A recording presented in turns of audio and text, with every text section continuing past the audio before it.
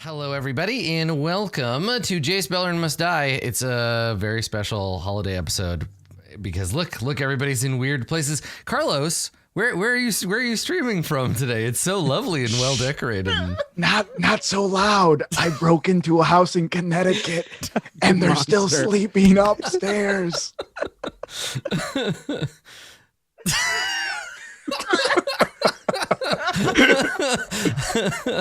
Look at all the cool stuff back there. I'm gonna go get it. What a high quality I illusion. have no idea lovely. what it is. It's very nice. It's like you just wanted to recreate the last two episodes, but in real life. Like you're in somebody's house and they're still asleep. Yeah, exactly. At noon.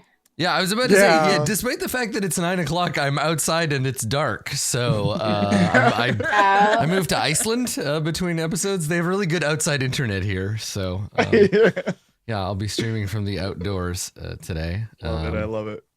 What did Katie? What did she say that Masood's background looked like? Oh, a conspiracy blogger. Oh, yes. Yeah. Let me point out this like corkboard I got in the corner. Yeah, it's Looks great. like you were about to be like chemtrails. Oh my God, when I was cutting hair, I had a chemtrails. regular that was like let's have that. a moment. When I was cutting hair, I had a regular that would come in and tell us that chemtrails were actually designed to alter the weather to lower the immune systems of people of color and minorities so that we could be traded to the aliens as slave labor. And also, Why would they want that's us why, sick though? because it'll make us weaker so we could be captured and sent to the Docile, like we'll be cattle, more Carlos. docile because the weather makes us sick. So chemtrails are part of changing the weather. That's not the craziest part. Because he was telling me about like the robots and the psychic powered children from Japan that were being raised. I was like, oh, I love Akira. And then he told me The thing is though is TK that he's not wrong because in Akira the Olympics the Olympic stadium that housed the mighty Akira himself was built for the 2020 Tokyo Olympics. So right. It's coming. So like he also told me that the reason that Prince was killed was because he knew about the chemtrails and he was going to leak it to the public. And I was like, okay. Okay, that's honestly where I draw the line on crazy. And he also believes that Vin Diesel is going to be assassinated because of like a picture that Vin Diesel took with chemtrails, and he went like this with his hands in the picture. And I was like, so you don't think that's a Fast and the Furious or like a XXX callback? You think that it's related to the chemtrails? I'm about to screw up all my Google Analytics and search Vin Diesel chemtrails right now. Oh, good. Next time you load up onto YouTube, your autoplay's gonna be. yeah, you're so doomed. You're doomed. up. I'm a fan of conspiracy theories, not because of their veracity, but because I think they're a fun narrative. Right up until the point where they inevitably become anti-Semitic. Every single one. It doesn't matter if you 100%. follow them long enough. Eventually, that's where they end up. But right up to that point, they're usually pretty fun. Like someone's like, "Let me tell you about the lizard people that run America," and you're like, "I'm into it." And then they can explain it to you, and about 5 minutes later, they're like, "And that's why Israel." And you're like, "Okay, we're done. Thanks. We're good." Maybe that's a conspiracy theory, right?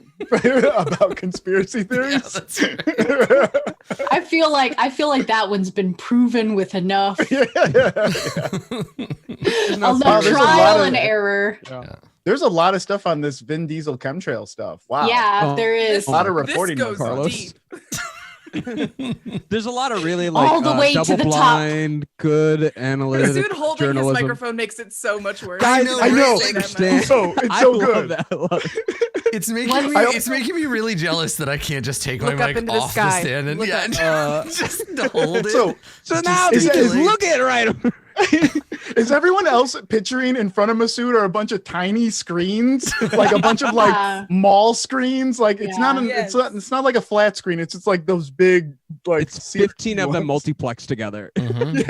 Yeah, this and like Masood has like actually applied like drywall into the inside of a small RV trailer, and so he's actually just sitting in there, and like there's no like ambient light because all the windows have like aluminum foil on them to keep it out. Oh no, they've been blacked out with tape. Yeah. Thank you, Masood. Well, I'll report that immediately. It's not as easy to see in this overlay, but in the corner right here, it's what appears to be one of two different pairs of shoes. Which is, I like that. That's good. It's nice. These ones? Yeah. There you go. They've got so many sale. options. These are not for sale, but they're honestly, they're my father-in-law's like shoe. I'm basically in the spare closet in my if you want to know where I actually realized am. In your conspiracy bag. Shoes are also all behind you. Yeah, You've got a lot of props to work with this episode. Oh, Masood. I'm gonna have a blast. Let me definitely grab this vacuum while I'm at it. We're about to clean up all this crime in Ravnica. So you're a conspiracy theory prop comedian now. Oh, Gallagher's got nothing on me. I'm so ready for it. No, but conspiracy theorist prop comedian sounds like the worst tight five I'll ever watch. I'm ready for my SNL audition this year. Don't you worry, I got it all set. Oh no! So stick with me, guys. What if Carrot Top and Art Bell were the same person? So anyway, it would look something like this. You know that whatever is said after that statement is the funniest thing you're ever going to hear. I think it would sound a little like this. I feel like that is the ultimate starter move for those comedians whose entire shtick is playing the piano and singing, kind of talking about politicians. Like that kind of whatever sort of entertainment that is supposed to be. We don't have them in this country, but I've seen them on the television once or twice. Yes. Yeah. It's like a vamp underneath, just like some talked political stuff. Yeah, just like a guy in an Uncle Sam costume, like playing the piano and talking about like some like minor senator nobody's ever heard of. Yeah. Yeah, I'm into it. A chat. Carlos is not using a green screen. Carlos is in a house in Connecticut. Don't talk too loud. It'll wake the people up. That's right. Yeah. Gotta be quiet. Yeah. Gotta be quiet. I'm really excited about Carlos's weird Christmas death wish to break into a suburban family's home in Connecticut. I like that you flew to Connecticut to break into someone's home on Christmas. That's what we actually don't know. Guys, we're watching the Disney Plus reboot of Home Alone right now. He's one of the wet bandits. I have both the parents tied up, and there's just one kid that's gonna be coming downstairs at any second. And I'm gonna surprise them so hard. I dressed up sort of like Santa Claus today. I hope they like it. I hope they like it. He's just like, he punches his hand. He's like, "You better watch out. You better watch out. You better watch." That's it. Don't break into people's houses on Christmas or any other day of the week, everybody. Yeah, don't do that. Don't do it. Sorry, be right back. Leave it to the professionals. Oh, he's got it. Never mind. Good job, Samson. You used your thumbs. Proud of you. Yep. So here we are gathered on this special holiday occasion to make jokes about living in a conspiracy closet. It's very nice. I'm glad that everybody could make the effort to come out here. Carlos, thank you for taking some time out of your maybe robbing these poor people to do a show with us. It's nice. They got nothing but time. You said they were asleep. Oh yeah, because I knocked them out. The law. They should be waking up. They should be waking up any. Should be waking up any second now. The deepest sleep of their lives. Really. My goal during this one shot today is make it as holiday feeling as possible. Which is good because Road is the least holiday of all of the characters. So. Are we doing a one shot? No, it's a regular episode. Katie just really wants it to be a Christmas episode. Katie's about to. You know how she got her newspaper last episode? She's gonna look at it at the top and go, "Oh my god, it's Ravnica and Christmas today," and we didn't. I feel like they would have their own word for it. It wouldn't be Ravnica Christmas. I didn't want to take your world building from you, Adam. I thought that would be really mean as a player, because you're the DM, so you get to decide what Ravnica Christmas is, and then we'll email Magic the Gathering and tell them that we decided. Yeah, we've decided this. Jace, now, I will say this: they announced relatively recently. I think at the Game Awards there was an informal announcement or a trailer or something for. There's a new Magic the Gathering set MMO that's coming out. And I was thinking, and I tweeted about this, I was thinking, they're obviously going to include Ravnica, and every MMO that I've ever heard about is hurting for people to write quest lines. So, Magic. Enter us. If you want a totally sick Jace Beleren Must Die quest line for your new MMO, hit us up. Because it would be awesome. Look at all these great NPCs that we have available and ready. Yeah, that's right. We got Gary. Masood, what do you think of this new MMO theory? Well, see, there's a real issue when it all ties back to Israel. Okay. Okay. Thanks for coming to Jace Beleren Must Die. I've been Adam. Everyone, let's go around and talk about it. And Masood, that was the day Masood got canceled, Yeah. guys. Happy Hanukkah, and we're just gonna. And this is why, if you're producing a live show, everybody, you want to have a button to both mute and block the video image of any given person in the team. But nicely done. Thank you. Good callback. Thank you, Miss. You're welcome. All right, let's never do this again. No more holiday episodes after this one. Everyone enjoy it. Yeah. Actually thinking WTF indeed. I do think though it's an appropriate pre-show conversation, the whole idea of like there are lizards running the country, because that's sort of the entire premise of the show. There are space aliens running Ravnica, which right now 2 of you are waiting to meet with one of those space aliens. Ooh, nice segue. But Torgor, I know you were having some second thoughts. I think the last time we saw you were thinking about getting the hell out of here before ye old Dovin Band shows up. So I think we should fade in on today's episode on Torgor and Winnegar waiting in the sub basement of New Prav. Dovin Band certainly on his way, but like I said, Torgor, maybe you're having some second thoughts about this plan. Last thing I remember, I was gonna try and break the handle on the door that we came in from. I think that was something. So you, Winnegar, you see we fade in on this concrete box that you are in somewhere below New Prav, and Torgor, holding the maul, and there is this look on Torgor's face like maybe this is a bad idea. So Winnegar, what are you gonna do? It looks like Torgor's having second thoughts. God, let's just play out the scene. Let's see what happens. Yeah. Wait, what are you doing? Wait, no, sit back down. What if there's guards on the other side? What if he's already walking down the hall? What if he already just left the meeting and came up with an excuse, and now he's going to get caught in the hall by whoever he made the excuse to? That'd be embarrassing. Winnegar, I would rather die than be surprised in this room. And if I die outside that door, then at least it's my choice.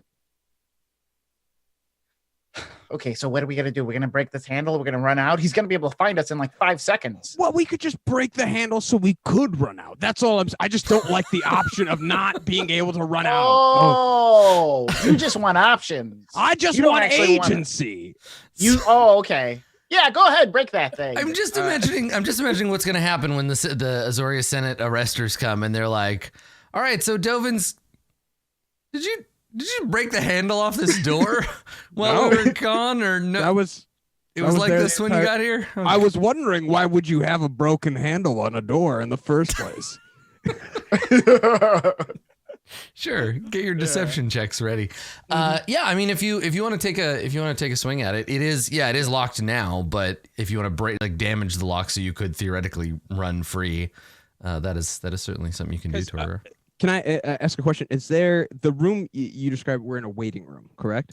You're in essentially an interrogation room. So there's like a metal table and it's a concrete box. There's one door in, door in, and one door out.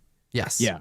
I want to investigate the door at the very least, just to like see if there's any way that I could.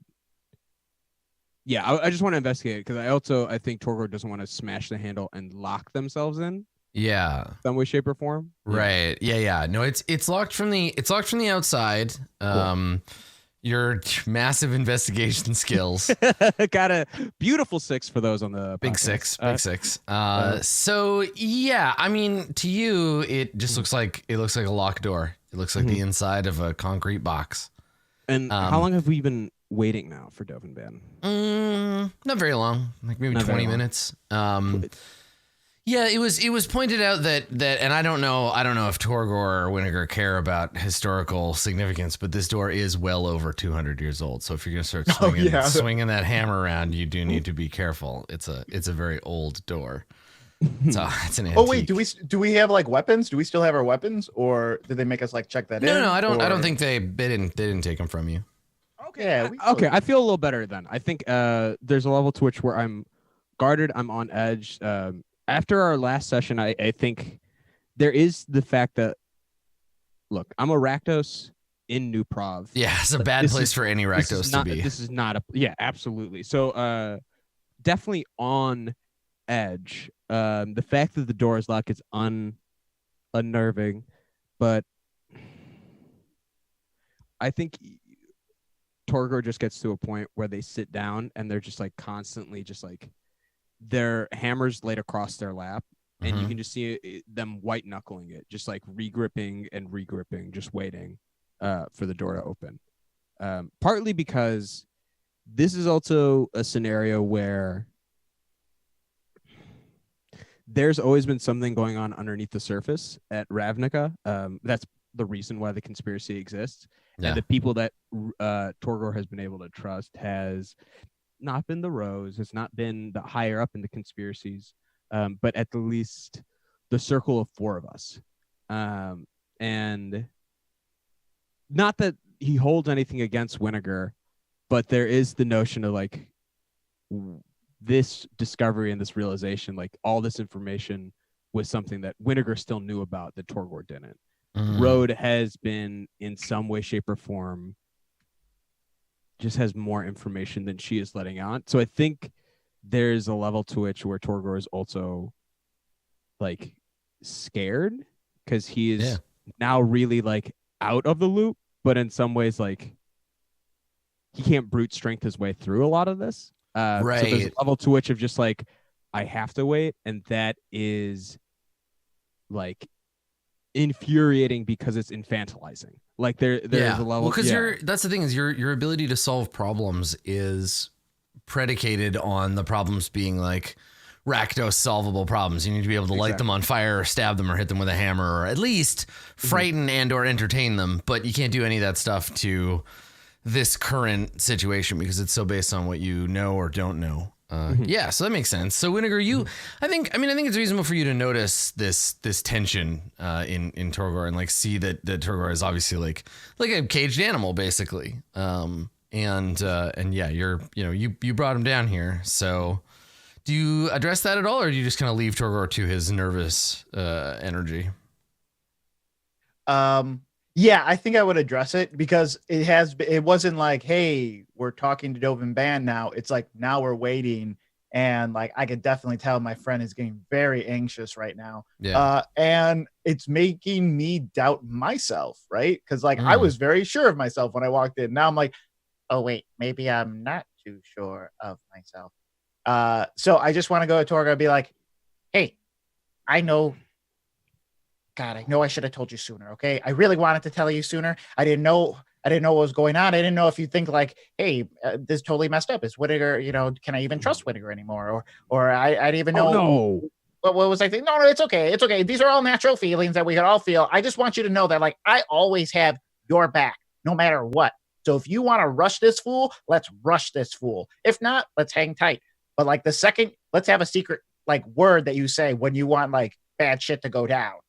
Whatever makes you more comfortable. Torgor just starts weeping at the notion of like when Winnegar says that. I've got your back, and like Torgor just like weeps because it's like no cult of Rakdos anymore, just like all of, and it's just like Torgor still has best friend. Okay, definitely. No, and I just like hug him and be like, weeping into each other. Yeah. Big cow. He's gonna walk. He's gonna walk in any second now, right? Like he's gonna walk in. Care if he sees me like this. I don't care either. Right, and like cut to the hallway outside, and Dovin Van and 2 Azorius Arresters are standing waiting for you to finish. Like just give them a minute. Just watching us. Just hang on. I'm sure they'll be finished any minute now. We'll be able to head right in there and see what they. Yeah, okay. Dovin Van's like, why did you put them in the crybaby room? Yes, the Tyrosphere. It was all toxins, guys. It wasn't any no emotions whatsoever. All toxins. We don't have feelings at all. So yeah, I mean, I don't think they walk in at the moment of your catharsis, but there's a sound. You hear the sound of the door unlocking on the other side, which gives you enough room to kind of clean up a little. And then the door opens. You see first a member of the arresters come in. So an officer of the Azorius wearing the blue robes and the white armor. But this person, they're not here to see you. They're just part of Dovin Band's security. So they come in and they look around and kind of get a handle on the room and then turn and gesture. And you hear the light footsteps and the faint humming sound that seems to surround Dovin Band all the time. And an ornithopter flits into the room, looks around, and then Dovin Band follows. And then he's got like at least 3 ornithopters kind of just flittering around him at any given time. And when he comes in, while his face is fairly like plain, he's very much of a Dalkin in the way people expect, in that he's kind of emotionless and sort of detached. And so while he has this very, very calm effect, his hands have a sort of nervous fidgeting energy to them, and he's essentially playing with some kind of silver puzzle box. It has like a central mass and then several switches and buttons, knobs around the outside, and he's just sort of twisting them and pressing buttons and adjusting it as he talks, as if to sort of absorb some of that energy, but the rest of him is totally still. And so he kind of glides into the room, followed by another arrestor. And he turns, takes one hand off the fidget that he's playing with, and gestures to the arrestor like, "You can go now." And when he does, we get a nice clear shot of his weird 6-fingered hands. And he gestures, and the guards give him, "Hey, this is sort of a classic moment of like, leave us." And they're like, "But sir, are you sure? They're dangerous." And he's like, "I think I can handle them." So we have that kind of that moment between the 3 of them. And then the arrestors are like, "We'll be right outside, sir." And they go outside. And the door shuts, and Dovin Band, he doesn't deign to sit, but he looks at the 2 of you, and he says to you, Winnegar, "I hadn't expected to see you again so soon, not face to face at least. Torgor, I don't believe we've been formally introduced.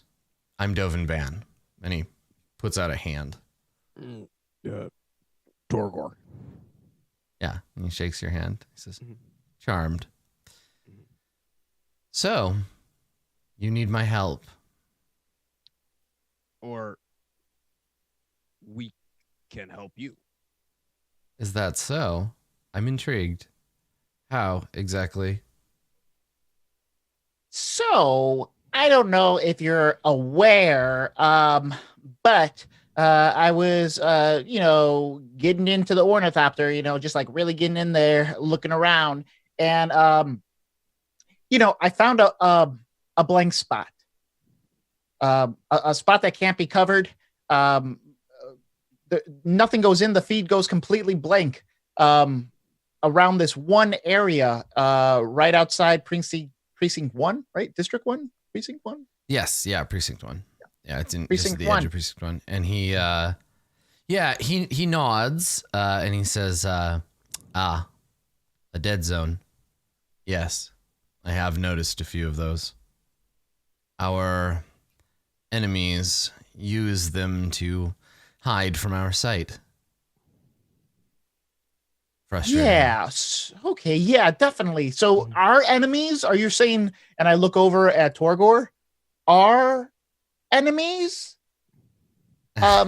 use these areas? So can you elaborate on that just a little bit? Because we checked it out and couldn't find anything. Yeah. Winnegar and I went in and they first off could see invisible Winnegar, and then they just kind of kicked us out. And it was really like probably like 5 minutes. We just kind of in and out. But yeah, that was just that was this morning.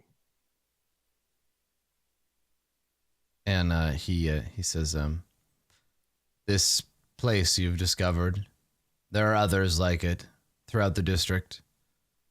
I believe they are the work of the House Demir. Okay. Oh, wow. Okay. Demir is real. He nods. He says, I understand that there's some confusion about this point. But yes, they are very real and working against us. Oh, man. Okay. Well, we got to ask a huge favor of you.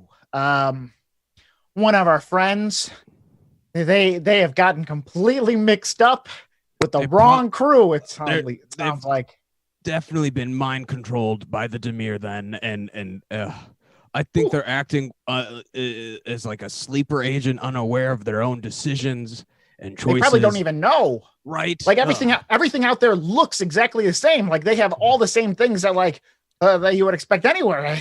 Oh God, you got to help us. They really hit rock bottom recently. They lost all their clothes. They have no family. They have no home. And it's really easy when you have nothing to fall into a crowd like that.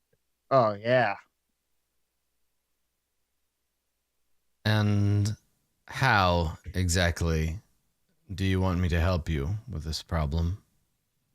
Would you like me to deprogram this friend of yours?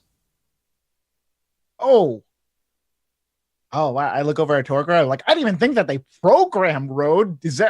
Were you thinking that, Torgor? I was just thinking that they were just using our friend, but you're thinking that they're actually. Dovin shakes his head and he says, it has been my experience that there are several aberrant thought patterns in Ravnica that need to be adjusted. Citizens do a re-education.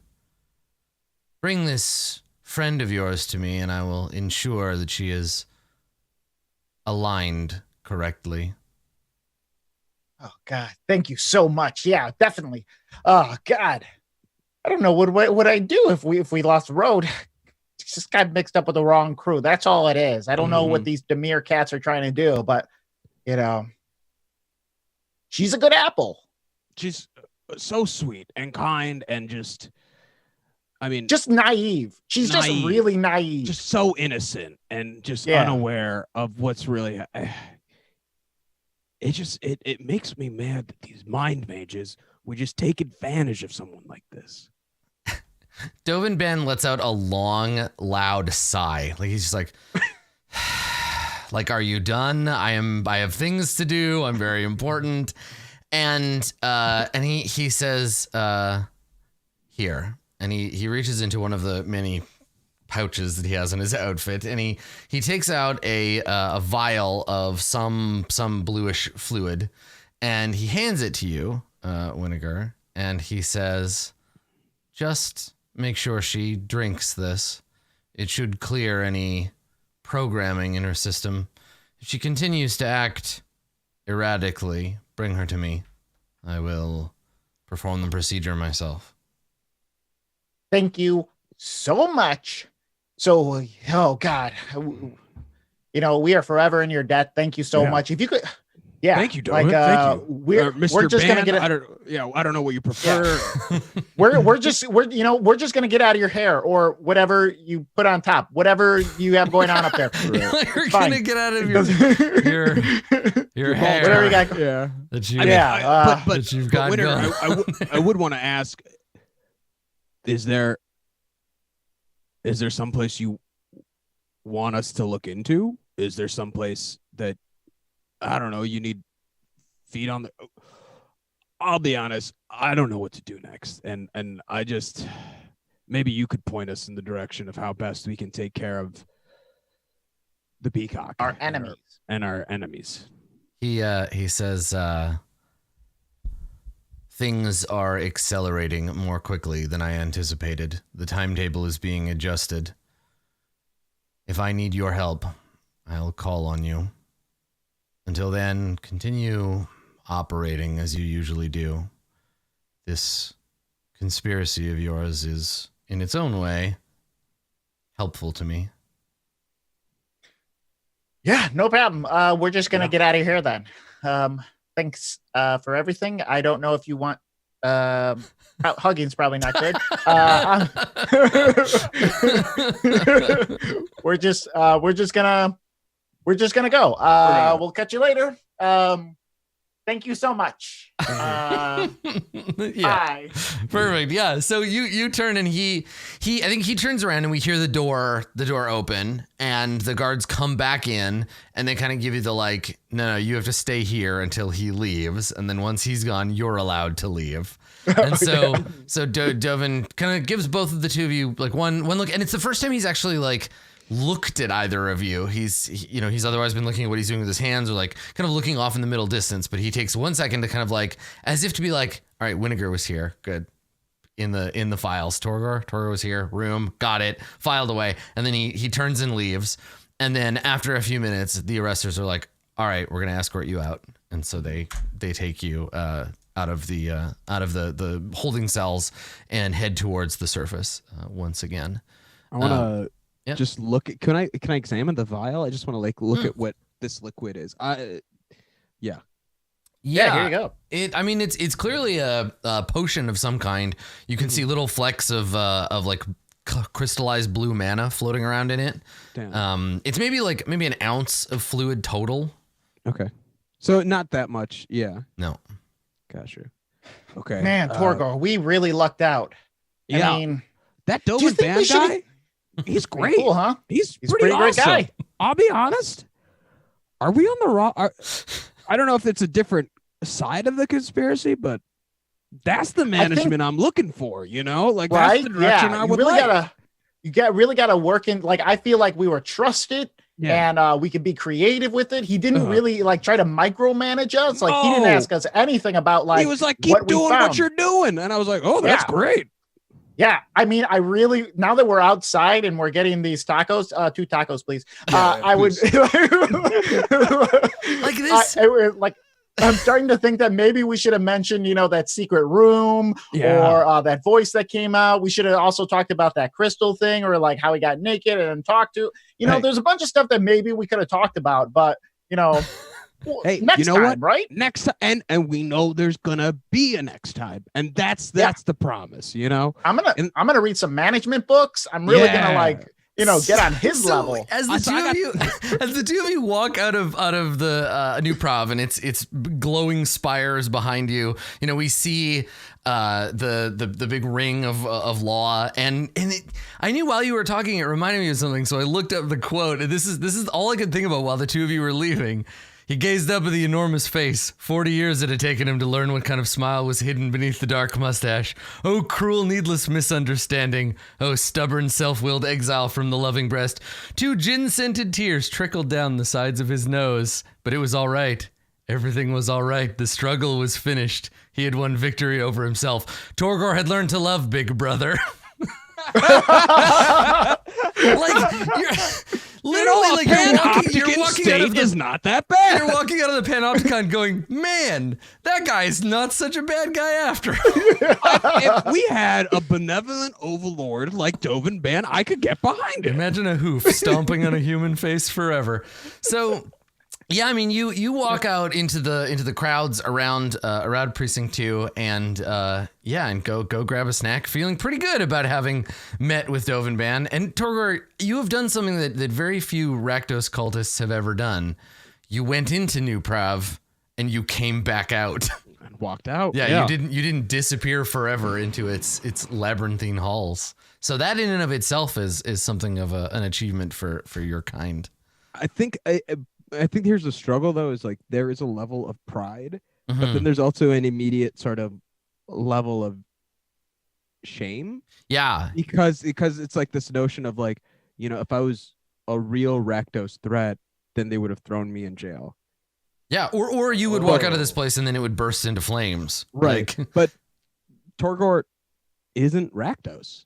Torgor lost his cult. And so I think there's also a level with I think that's part of the reason why there's felt such an affinity or like direction with Dovin. All the things about like, just an innocent kid, like talking about Road getting lost up in something is without Torgor realizing truly a projection of him talking about himself. And in this moment of like, no, really? Yeah. Yeah. Okay. Moment of like, that totally makes sense. Yeah. Like, no, yeah. Road is just caught up in something and she's in way over her head and no idea. And like, she's getting used by people who obviously have ulterior motives that she doesn't see, I can't wait till she gets deprogrammed like that episode of The Simpsons with the mole man guy where it's just like Marge and Homer are your parents. She's gonna become so cheery, and that's the holiday episode. Right. Oh my god, it's Road's holiday reprogramming. Oh my god. Yeah, can her reprogramming be it's a Christmas carol. That's all it is. It takes her back to her past, her present, and her future. And like each of us are like the ghost of Christmas past, the ghost of Christmas. I'm definitely ghost. Yeah, I'm past. Yeah, Tech is definitely. Yeah, you are future. That's the future. scariest one. It's just it's like you're like you're dead. It's like Terminator. Yeah. It's just a war zone. Yeah, I love it. So I think if Torgor and Winnegar, you're gonna go back to the host in the shell. You have this like deprogramming potion for Road. But is that you're gonna head back there or? I'm gonna get a bottle of wine on the way back and just mix it in already.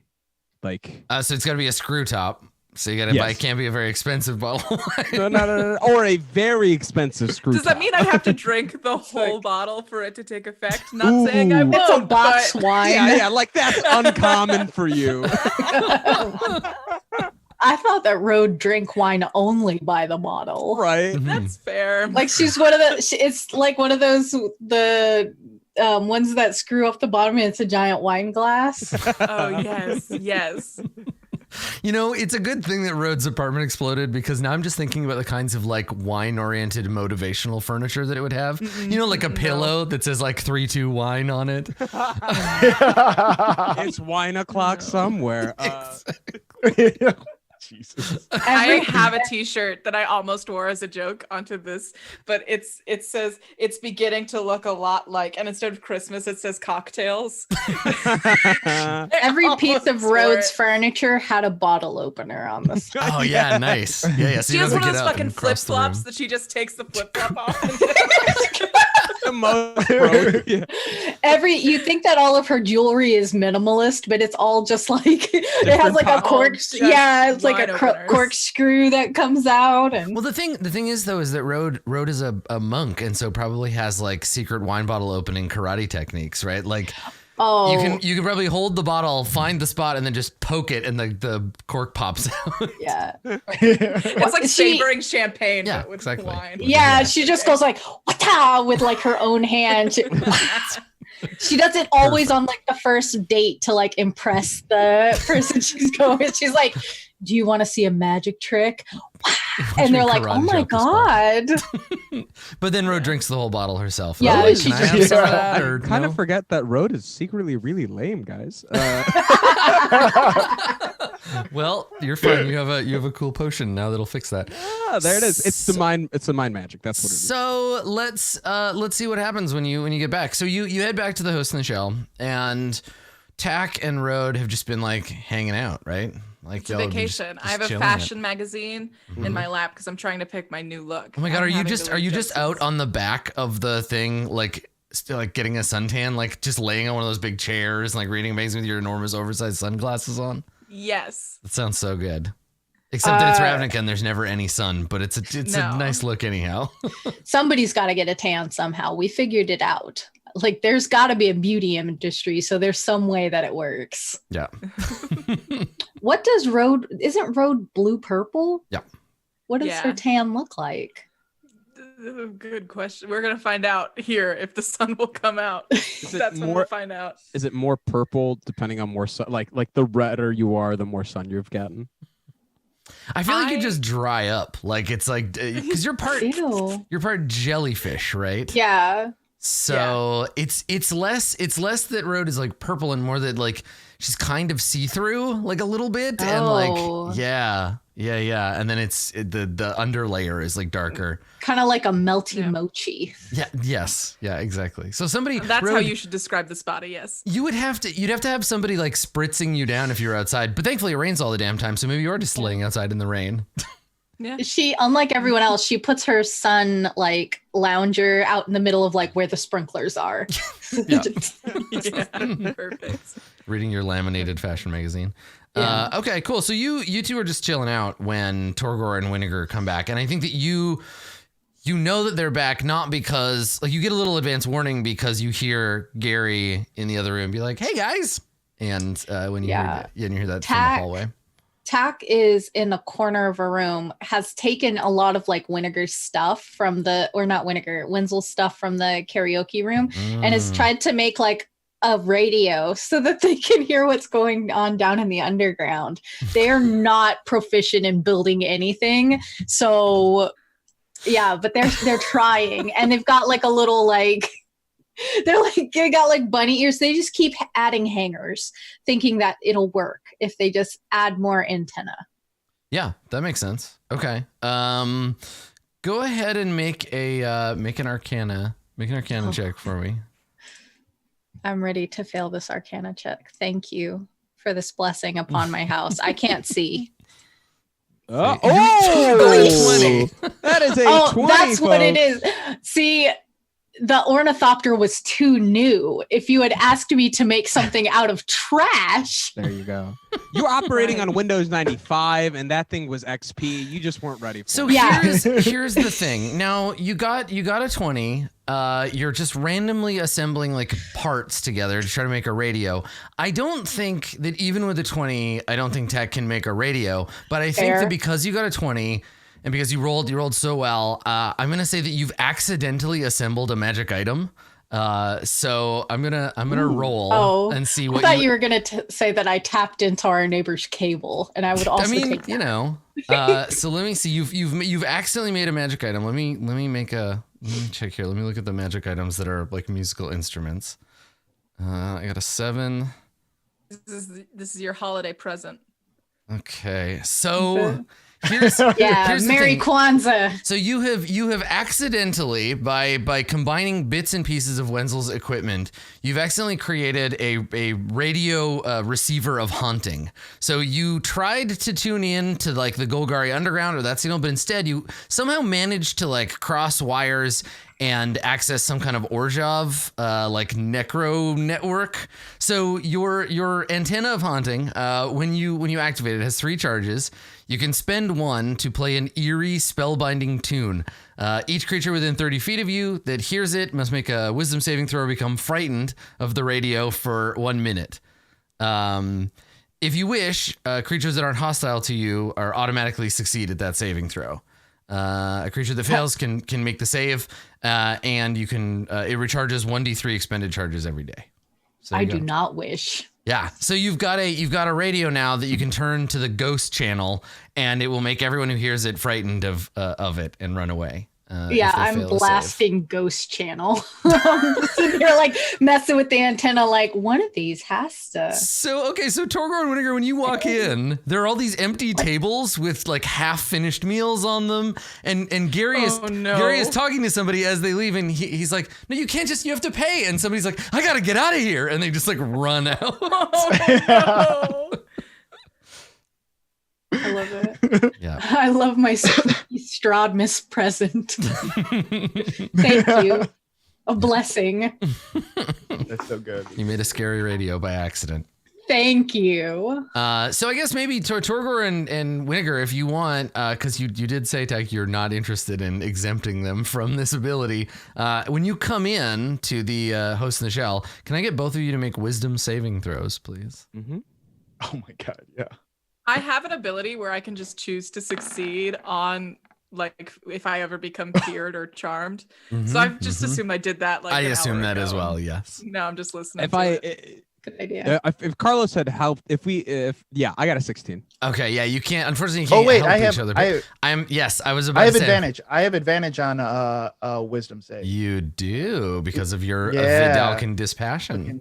Dispassion, yeah. Dispassion. Okay, cool. Yeah, you use your Mr. Spock powers and you get a 19. Okay, so the two of you feel vaguely uneasy when you come in, and maybe you think you hear something, but you don't get the Ghostbusters shortwave blasting your brain. Everybody else has left though, and Gary, when he comes in, he's like, "Oh, hey guys," and that's what Tack you hear from the back, and he's like, "I don't know what happened. Everybody just got up and ran out." Yeah, I like to believe that Tack can't, like, there's a person frequency and a goblin frequency, and goblins are not on that human hearing frequency. And so Tack can't hear it at all, and it's just like, why isn't this working?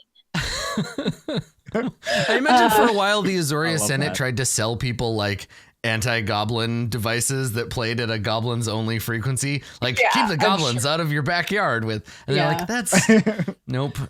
It's like and and then the civil rights happened. Now we just don't do it anymore. Yeah, so you you walk into an unusually empty host in the shell as everyone has scattered and fled from the radio of haunting, and then, Tack, you hear Torgor and Winnegar come in. They're having a brief conversation with Gary.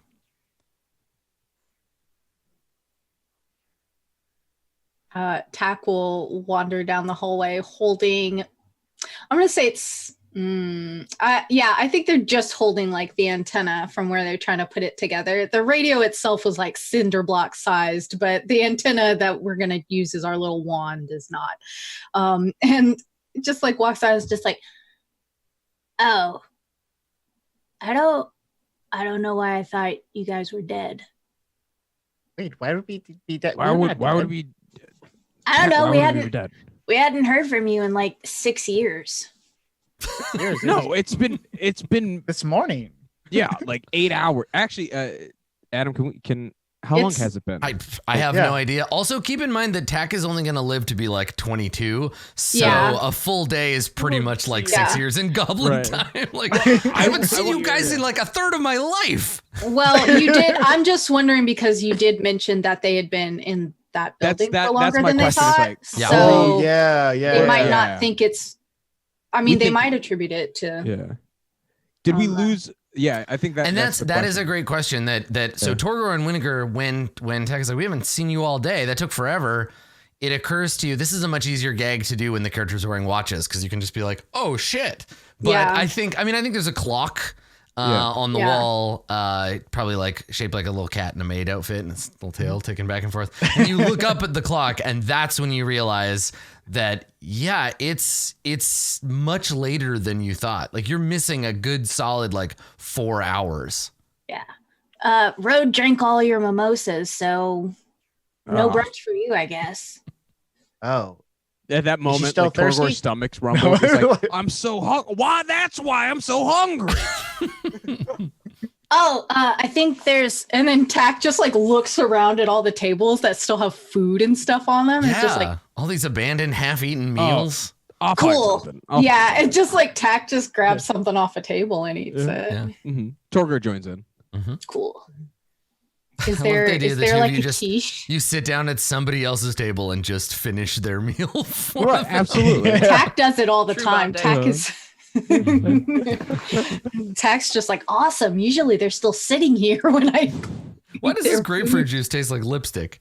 So you just sit down and you finish off some food and I think Gary walks by with some plates and he sees you and he's like, oh, thanks for the help, guys.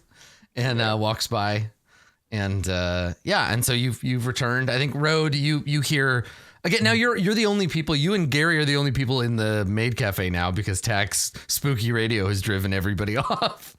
So maybe Road, you come back in and you see the three of them. Yeah, hanging I out bring here. my magazine back in. I'm like low-key drenched, I guess. Yeah. You're dewy. Great. I'm dewy. Yeah, and then I take a cupcake off the counter and I come sit down at the table. Hey,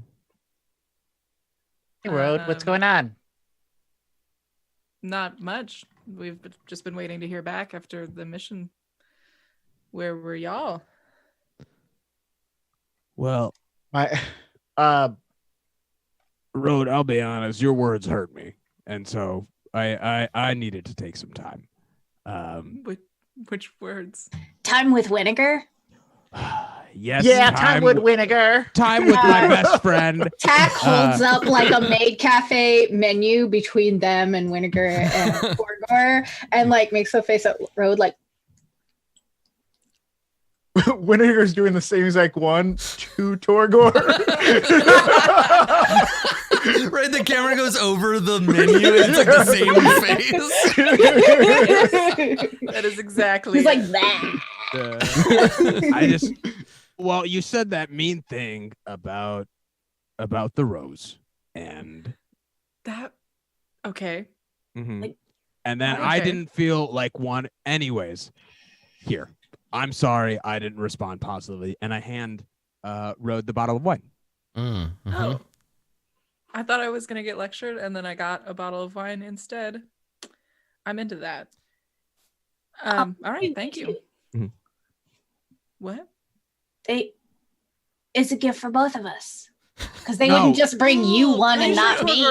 Pretty sure Torgor said it was just my gift. So I don't get a gift? Adam's face is the best. Well, because my mind immediately was like, no, don't take somebody else's nostalgia. It's bad for you. Oh yeah. like I just immediately was like, uh-oh, what if Tack drinks the road potion? Like what'll happen? Oh my God. All right. God. That's the moment that I experienced like in season 2 of Myst, where I was like, oh no, what if one of these characters drinks this lich's phylactery? Oh fuck, well. But like, yeah, Tack doesn't think anything about this wine. They want some. So Tack, I'm sorry. That's not for you. I had no reason to make things up with you because I thought we were okay.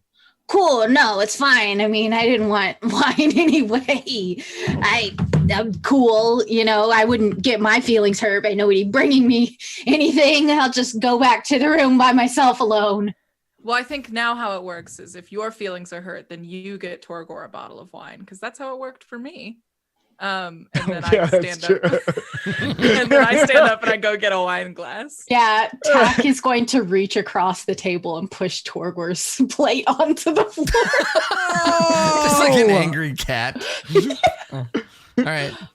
So you hear from the back. So we hear the plate tumble to the floor and it shatters. We hear the smash. And from the back room, we hear, oh, oopsie daisy. I'll grab a broom and come clean that up.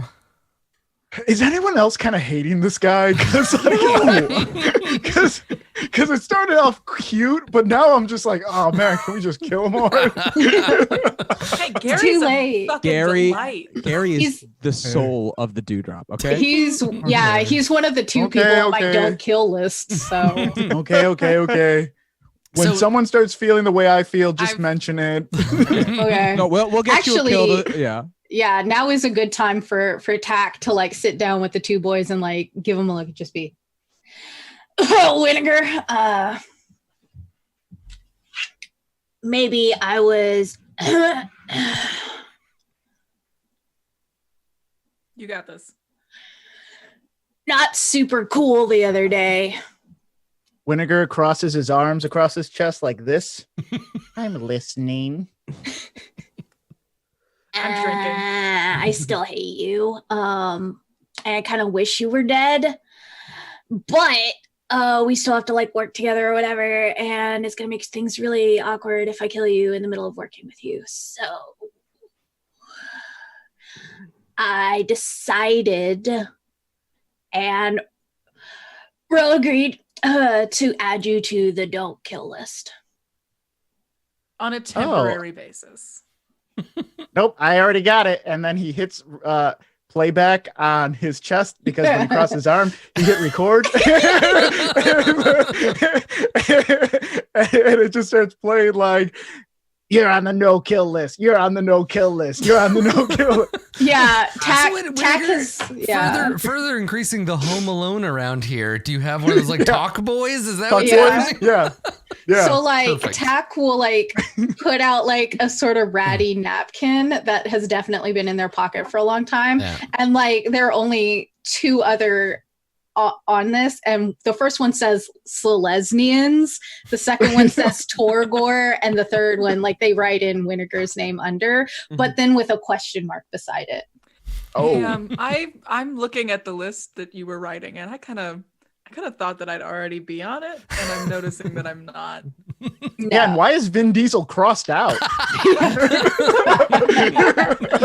So like your characters don't know this, but I know this. Irinya, who is Tack's Selesnian friend, and also Torgor's ex-girlfriend. Thank you. Has created this don't kill list. So the first 2 that are on there because of Irinya, and then the third one is Tack's own volition. No, chat, Tack's mom is not on the list. Actually, I kind of like that because it would feel as like, yeah, it feels almost more intimate and sweet to like, no, I could kill my mom, and it would be a share. I could because like this is a list of like under no conditions can I kill them or allow them to die. Well, and also your mom wouldn't want to be on that list anyway because it's pretty... we're too close for that list. Yeah. I thought that Nerm and I were too close for that list, but I guess not. I wrote it down, least not to forget. It's from a David Sedaris short story where he goes to camp. Oh yeah. And he makes out with another guy, with another boy, and then that boy gets afraid that they're both going to be outed, so he tries to out David, and by writing on a piece of paper and leaving it on his bed, and he goes, "Look what I found on David's bed!" And it's just like, I like guys. And David just stares. Have I told this story before? This is like so funny. No, I've read that story. So yeah, and David's just like staring at it. He's like, "Oh yeah, I wrote it down as not to forget." Every day I wake up in the morning and I look at that piece of paper that I wrote on when I was 14 that says, "Don't forget, you are gay." I'm like, yes. Good. But yeah, back to business. Tack just like balls up the list and sticks it back in their little pocket. So, Rode, like, you're drinking Torgor's gift of wine. Yeah. Okay. All right. I'm gonna send you a message on Roll20.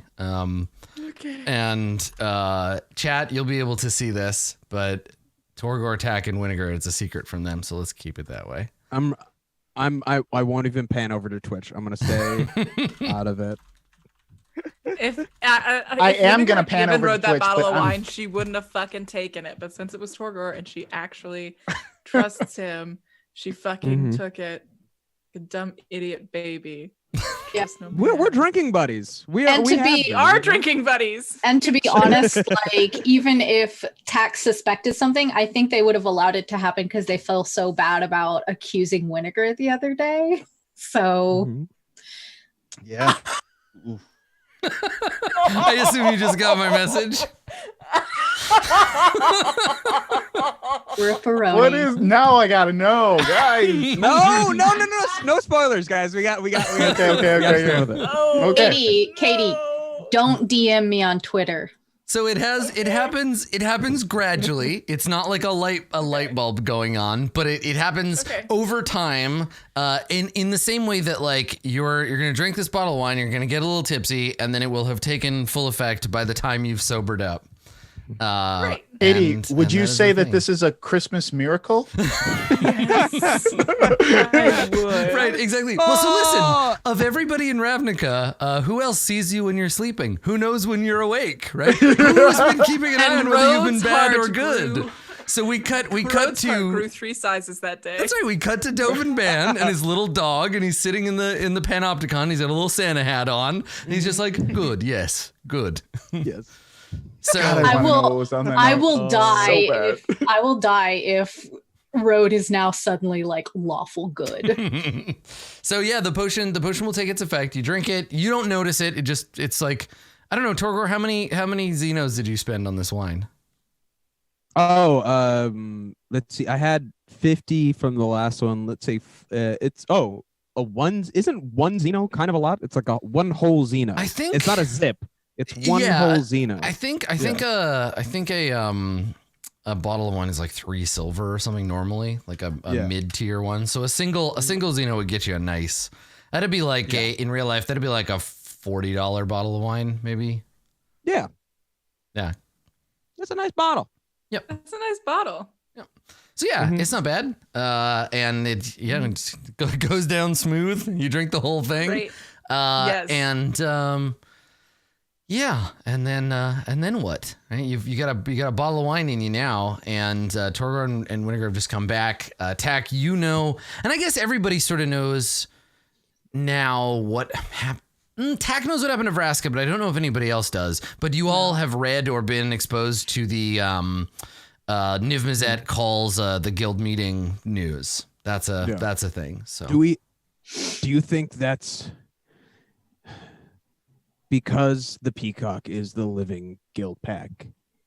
Is this something that we should be at? No one has told us to be there, but should we go and just, I don't know, gather information about because I don't know if we're going to have a better time to get all the guild heads in one space or at least nearby one another. I think just prior to this conversation, Tack was telling Rode that if she fills the wine bottle with water, it's like second wine. But then like we started talking about yes, it is also an episode of me last New Year's when I put water in a bottle of Old Crow. It's okay because it's already corroded the glass. So anyway, that's funny. Old Crow doesn't come in glass. Anyway, I think now is the point when Tack would be like, well, we should probably go just to see if the Golgari are dead. Vraska got rounded up, and yeah. Is your mom all right? Yeah, probably. All right. Yeah, and most likely it's decidedly absent from the news that you'd think it'd be a huge deal that a member of the leader of one of the guilds of Ravnica had been arrested, but there's nothing in the paper about it. Yeah, they don't mention it. Even if the Golgari are making a big deal out of it, nobody seems to care up here. Yeah, Tack has like taken like a bowl of sugar cubes and is just crushing the sugar cubes between their fingers. And it's just like, yeah, she's probably fine. I mean, she's great. She's super strong, and she's probably killed like 20 of them. It's great. I mean, she's fine. She's probably out still killing people. You know, Mom, she loves killing.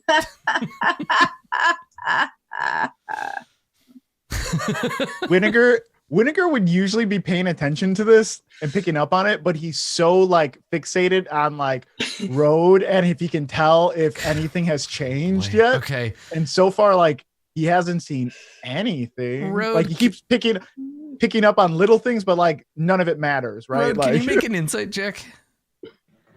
Yes. Did you have second wine? Give me some of those classic low Katie rolls. Oh yes! My God! One with the +5. This is the best possible roll you could have got. So yes, it's a Kwanzaa miracle. Here's the thing, Road. Happy Strandmas. Here's the thing. Winnegar keeps giving you goo eyes, and you can't figure out why. Like for Winnegar, this is I'm watching Road to see if anything has changed.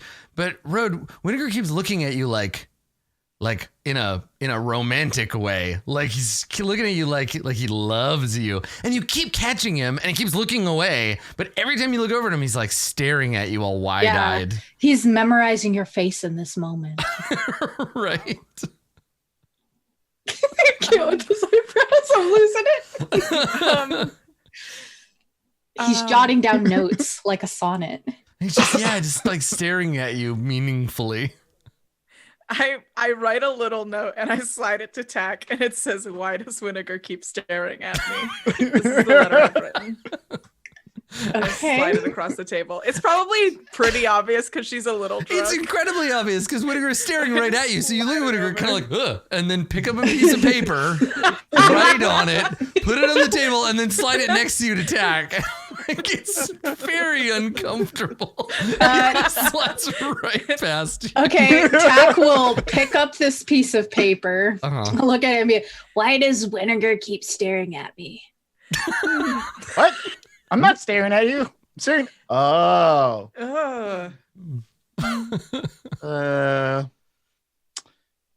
This is weird. I'm not staring. Weird. You kept staring at me. I'm not staring. I'm, just looking around at a normal person speed. Really? Because you didn't look at me at all when I was telling you about my mom. What? What about your mom? Is your mom cool?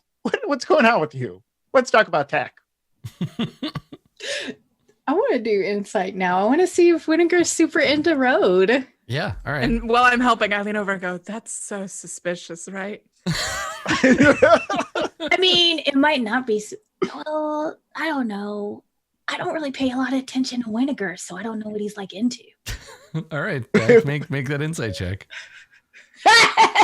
It's a 12. It's a 12, so it's like could be anything. So Tack, I think in this case, Tack, you're aware that Winnegar is being a bit weird, and that Road is misinterpreting that as like maybe romantic interest. You can choose whether you want to go along with Road's delusion or clarify it. That's entirely obviously up to you. I want to take a glance at Torgor because Tack is 100% convinced that like Torgor and Winnegar are like Finpoing it up.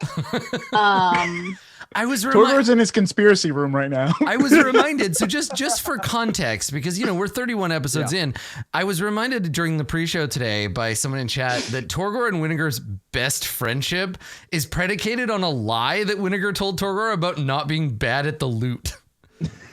The whole thing about them being best friends, because Torgor played terribly, like just blew a loot roll, and Winnegar was the only one that lied to him and was like, "It was pretty good," and that led to them being like friends. Yeah, when Torgor falls, he falls hard. We all know this. Yeah.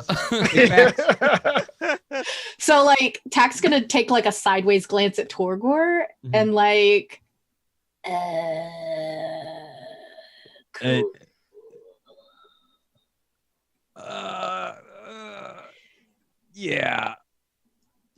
Okay. So I'm actually I like look at Winnegar. I was like, it's probably taking effect by now. We could probably just tell them.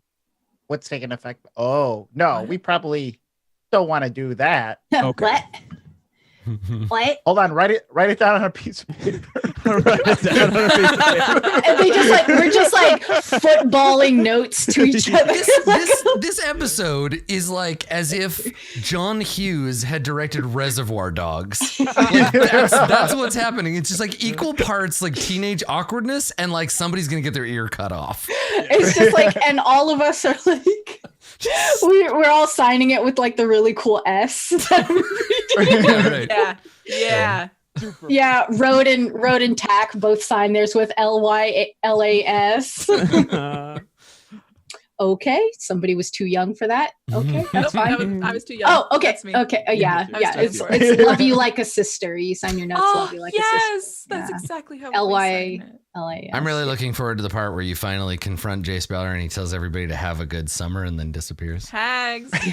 So I will. Yeah, so there's a lot of weird staring and note passing and maybe Road, you start to feel a little sleepy. You can feel that nice fuzziness that kind of comes on near the end of the bottle, and everyone you know somewhere in your heart that everybody's super obnoxious, but like you don't really care anymore. But you're feeling a little sleepy. She had like 8 mimosas and then a bottle of wine, so which is around average for I was gonna say kind of a slow day for her. Well, plus the muffin, sugar drop. The muffin was so good. The muffin. muffin. Yeah, but you ate a whole cake yesterday. I need you to think about this muffin was so good. It was just like there were just like little blueberries in it. It was just. Are there like silent tears? All right. I know it's only 8 p.m., but I'm gonna go sleep on the couch in the karaoke room because I don't have a home anymore. That's cool. So good night. So Rode, you head into the back, and you open up the door of the karaoke room. There is some kind of like strange machine sitting on the table, humming quietly to itself. It's got some like antennas. There's a cable. There's a curled like a headphone cable kind of thing, and it curls out of the machine down the hallway back to the table because Tack took it with them. And yeah, it's just sitting there. There's some dials and stuff on the front of it. All the boxes have been opened. Tack, I peek my head back out. Tack, will you turn off the bad machine? It is off. The radio's off. I'll take care of it. I walk over. Machine. Don't worry, Rode. We'll get you to bed. I want to go to sleep. Come on. And I unplug the part that's like Tack has like walked around with. Yeah. So I like to think Tack's ears like twitch like a little cat's, but they don't hear anything. It's just like when you blow on a cat's ears, they're just like. Yeah. I don't. I set up Rode to lay on the couch, and like put them underneath a blanket, and like as they're like going to bed, like kind of like stroke. It's so soft. I like stroke the side of their head. It's like, just go to sleep now. Okay. It's okay.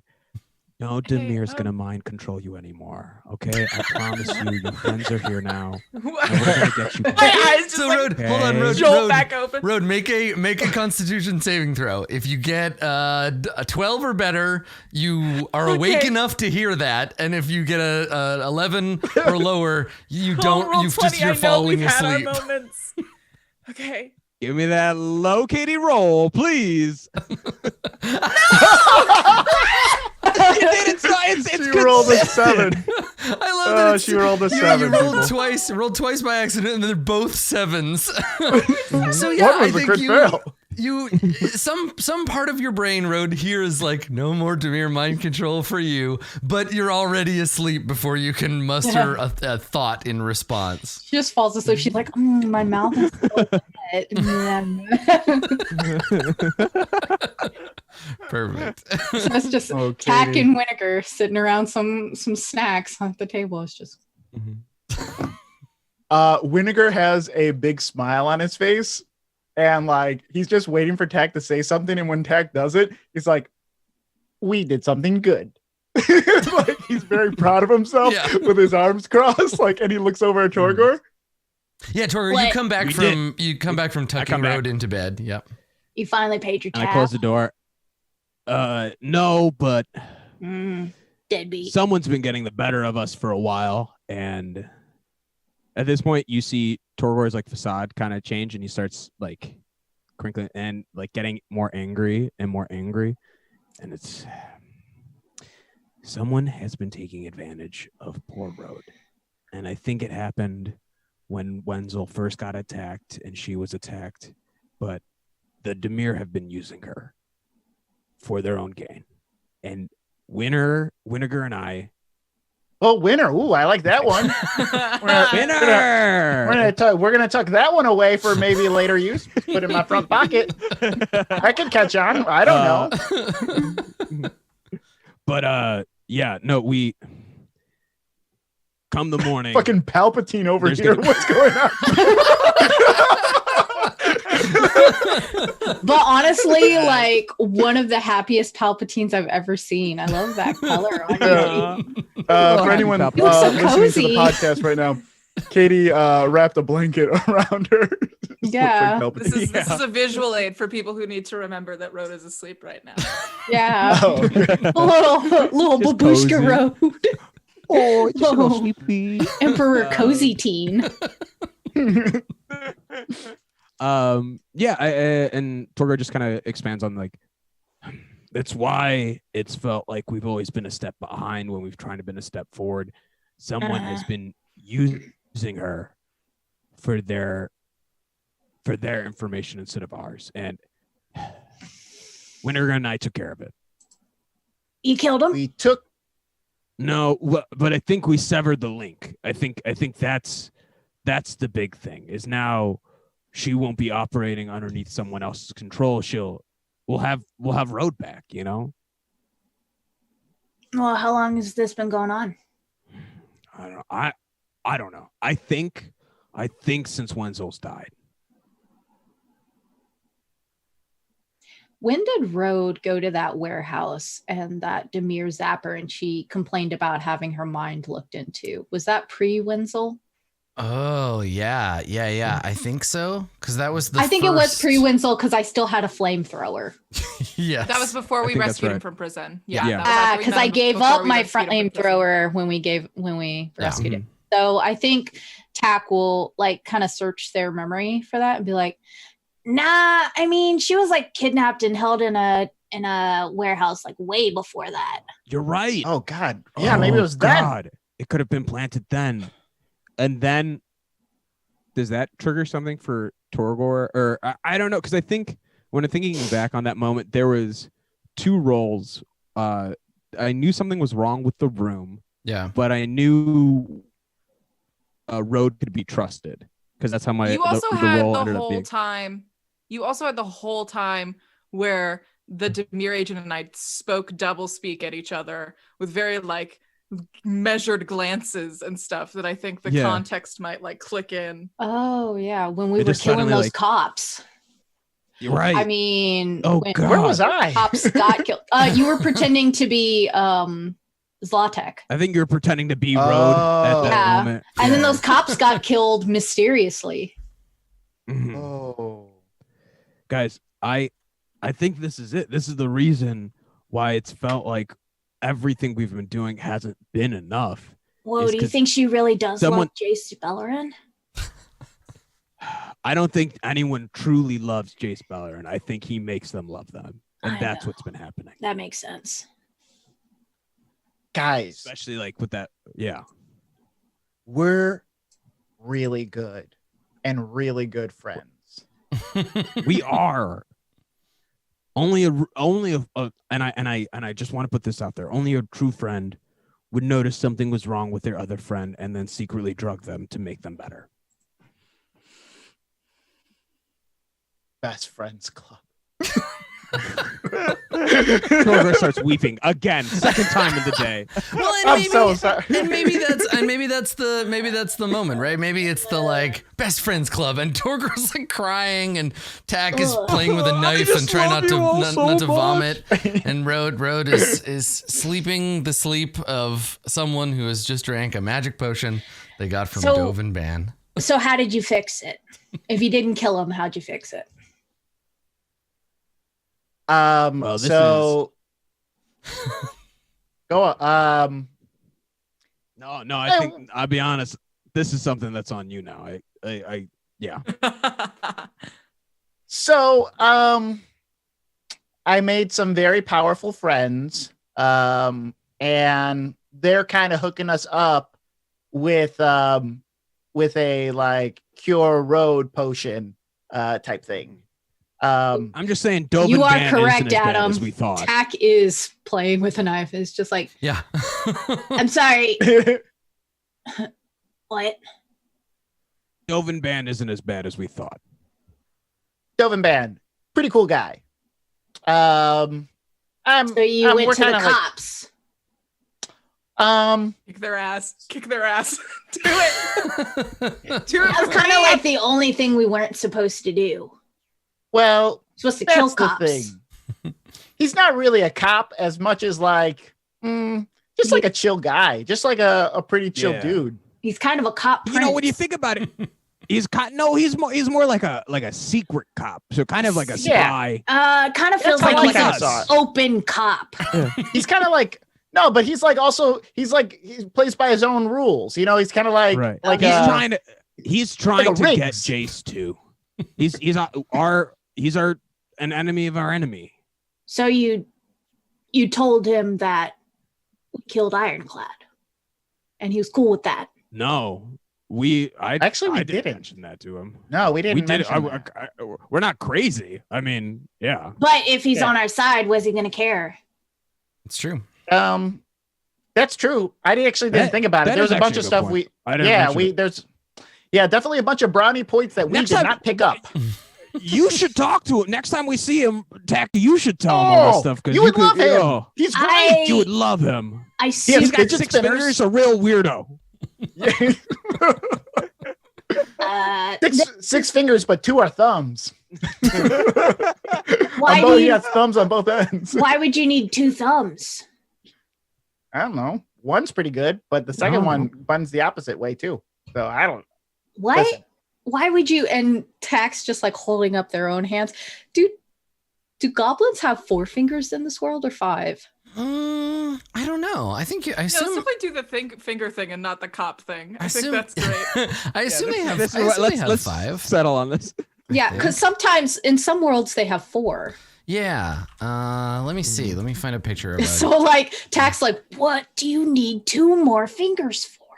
Let's see. I have a picture. They have 3 digits. Wait, hold on. It says they have only goblin. 3 digits on their hands, and feet have only 2 toes. Goblin MTG Wiki. Yeah, that's normal. So they do. They have 4. Let's see. I have a picture. On Ravnica? I have a picture. Yeah, because of Ravnica, apparently the finger count thing is different. Let me see. I've got a picture here of a Zerta goblin. I see 4 distinct fingers and a thumb. Okay. I'm just wondering. 1, 2, 3, 4. There's a thumb. If you look at the Goblin card, he's got it looks like they set out the Wolverine claws for him that are sticking in between, like the right, you know what I mean? Like, so it would track if it's in between 4 fingers, you'd have 3 of those. Yeah. That makes sense. Okay. Yeah. Mm-hmm. And so it's like, okay, so he would be cool with Ironclad being dead. And like now, Tack is kind of doing the math. Like, wait, if this person in the Azorius is on their side, they could probably find out where Tack's mom is. It's like, so did he mention anything about the underground lately? No, he was real biz. You know, it was kind of like in and out. He did mention that he would let us know the next time he needed something from us. That's true too. So we should probably tell the Rose then. That we have an ally within the Azorius? Why not? Yeah, why not? I mean, no, you're not wrong. I mean, if truly another enemy of Jace might be worth knowing, that especially someone who's got. To be fair, in both the cosmologies of D&D and Magic, the Azorius and the Orzhov share both mana color, right? They both share white, and part of their alignment, right? If the Azorius are lawful good, the Orzhov are lawful evil, and they're both functionally forms of cop. So if you went to the Rose and were like, hey, we have a new friend in the Azorius, she'd probably be fine with it, right? And maybe more fine than if you're like, hey, we have somebody in like the Simic that's going to help us out. She'd be maybe more suspicious of that. We know that he's from a different planet. We've clocked that one. We sussed that one out. That is one thing guys, you know, that Dovin Band... Rode is dreaming right now. What is Rode saying? I can... endless void of screaming. That's what she's hearing. With your beautiful nat ones on insight. Yeah. I don't think that Tack is... It's not that Tack isn't smart, because Tack is smart when they want to apply themselves to things that interest them, but I don't think that they were interested in Wenzel's description of Wenzel's experiments with Dovin Band, so I don't think that would ever come up. Yeah. So Tack's just like, I don't know, guys, it feels weird like going to the cops when we were kind of expressly told not to go to the cops. I mean, does he know you broke into that prison? Does he know? When did he pick me? I think he does know. I don't know. I would assume he knows everything that we do on the street. Yeah. Certainly within precinct 1 or 2, right? Yeah. Like probably the Rakdos Circus, not so much. Probably some of the sort of stuff like the whatever happened in the Zonot over in precinct 5, like with Rhodes' apartment exploding, and then anywhere that there's a dead zone, right? So the Dimir seem to have some method of countering the Ornithopter's ability to surveil them. So yeah, he doesn't have a perfect view of what's going on, but yeah, certain things he's almost certainly aware of. So how did you peg Road for this? So I think we explain using the Thopter and like following, and the fact that like Road lied to us. You spied on Road? Blatantly. Do you watch me? And I hate to say it. No. Tech. But also, Tech, you spy on people all the time. You spy on me in my bedroom. So? Well, okay, that's the answer then. So? Yeah. So, but so you guys don't. No, well, I didn't think we need to until she is hiding something from us, and that is not Road. That is not, like, look, she has always cared about the conspiracy and protected us and made sure that we were okay and put the conspiracy first. Yeah, she loves the conspiracy. She got us t-shirts that says, I love the conspiracy. We wear them on Tuesdays. It's kind of our thing. I didn't get a t-shirt. It's our thing. Okay, you need to take that up with Road, because, I mean. Yeah. Oh, no, it's fine. I understand how it is. You guys all getting each other gifts. That's cool. But Tack knocks another plate off the table. Again from the back, like, oops, coming. And then Gary waddles out with the broom, like. Tack's hand hovers over Selesnians on the do not kill list. It's just like. Hey, Gary probably says something like, boy, these tables sure are slippery. We got to do something about that. Gary, we're in a meeting right now. Oh, sorry, guys. Sorry. And he speed sweeps up the broken plate. Like, I'll be in the back if you need anything. Could you get us some pizza rolls? He's like, sure thing, Tech. Hell yeah. I'll bet he only makes the sausage and combination pizza rolls. So rude. Such a Gary. Mm-hmm. Yep.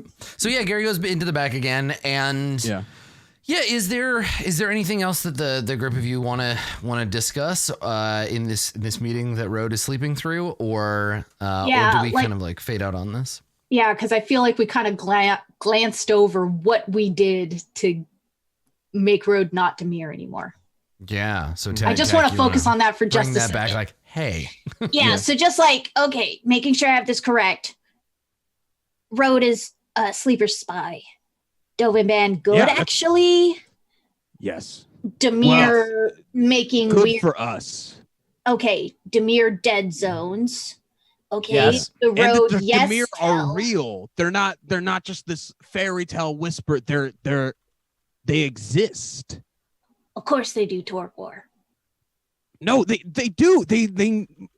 We lost hours today in a mind prison. Okay, and the fact that if someone who's able to see everything, I don't like robots. You know this. I don't trust them, but I feel better knowing that there's a person back there who's running them and analyzing them, and is not trying to control my mind through them. Wait, okay, so how do we know that the Dimir exist? We went to one of their houses. Okay. And it was definitely a Dimir house. Well, weird stuff happened. So, mark that. I know, I see you. Yeah, I see you writing that stuff down. Just put a check mark after that. Okay, weird stuff. Okay. But then Dovin Band told you it was Dimir, right? Yes. Yes. Dovin Band that you didn't know until today that you could trust. But also back when the mind mage was happening with Road, when her apartment exploded, her and the Dimir that mind mage were, and I explained everything that occurred and suddenly. Yeah, but every time we've seen these mind mages, it's been at Azorius stuff. But this guy, he wasn't doing Azorius magic. How do you know? Because I know. How do you know your mind hasn't been magicked? We cannot go through. We cannot go down that. I mean, maybe that's why you lost. Maybe that's why you lost hours in that weird house, huh? Listen, if you want to switch places with Torgor in the conspiracy room, I am cool with that. But I'm only having one person at a time in that room. Otherwise, we cannot go down that path. Okay, I'm just saying that you should keep. Just because it's uncomfortable to discuss doesn't mean it's not a possibility. And then tack circles, Dovin ban possible mind mage. Question mark. Well, next thing you're gonna say that Rode did is all of her own volition, that she herself is Demir or something. Yeah, but she's in on it. We don't even know what she did. Yeah, we do. We know that she stole lied. The body. What she did stole she do? The body. She stole the body and she lied about it. Ironclad's body. I love that you're trying to argue with a member of the Golgari about stealing bodies. I Everybody steal bodies does that. all the time. Am I Demir? Stole it. But do you lie about stealing bodies? Do you drop it off in Demir dead zones? But you know what I don't do? I don't share the money from stealing bodies either. Why would she do that? Isn't that suspicious? It's suspicious. No, it's stupid. Who would share that money? She would, because she's dumb. And she's Demir.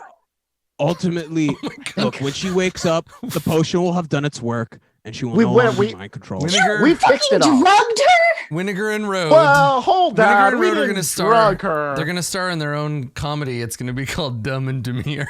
Okay. Okay. So, how'd you give her a potion? Do we have to get into specifics? It was in the wine. It was in the wine. Ominous look at the wine bottle now sitting there. Yeah, it's was it in second wine too? Tech's I almost drank that shit. What was your plan for if I drank it? Well, I stopped you. We're not saying any of these plans were really thought out. We had to jump to rescue our friends. That's what we did. That's why they call me Winner. Right, guys? No one calls you that. And also, Torgor, what happened to free will or whatever? Free will died when Rode lied to me. Damn.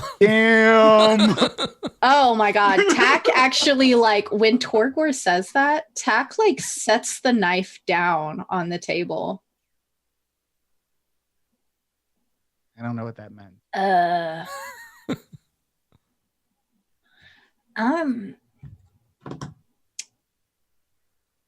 I can't be in here right now. I'm gonna go for a walk. And then pushes away from the table and leaves.